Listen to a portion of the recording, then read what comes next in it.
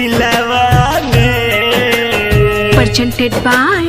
CVL DJ दिलवा में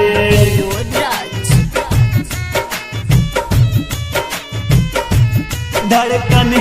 बन के रहब तुहरे दिलवा में मर के न तोहरा से हो खब जुदा हो प्यार के गवाही बाड़े हमनी के खुदा हो मर के न तोहरा से हो खब जुदा हो प्यार के गवाही बाड़े हमनी के खुदा हो कि बोले जालू आजू के गम के हो कि भोले जालू आजू के गम के तीरावा में धड़कन बन के रहब तुहरे दिलावा में धड़कन बन के रहब तुहरे दिलावा में दिलावा में दिलावा में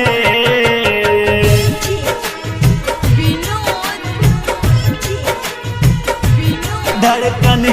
बन के रहब तुहरे दिलवा में ये तेना बदल जइबू रहे ना यकीन हो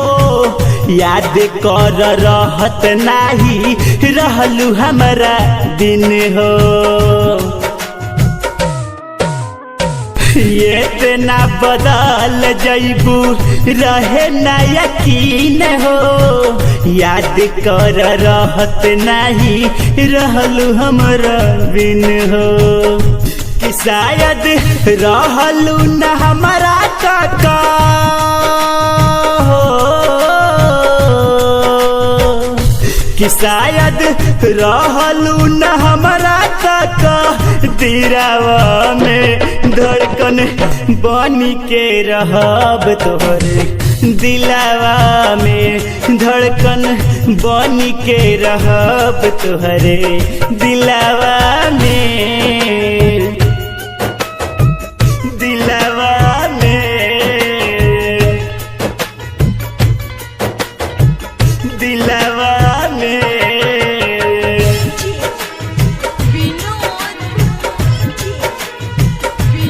धड़कन बन के रहब तुहरे दिलवा में बाट नया तना तोह के भुलाइल तोहरा सिवा केहू दिल में नयाइल बाट नया तना तोह के भुलाइल तोहरा सिवा केहू दिल में नयाइल घर में दौर तो है हो कि घर में दौर तो है रखले अपना दिलवा में धड़कन बन के रहब तुहरे दिलवा में धड़कन बन के रहब तुहरे दिलवा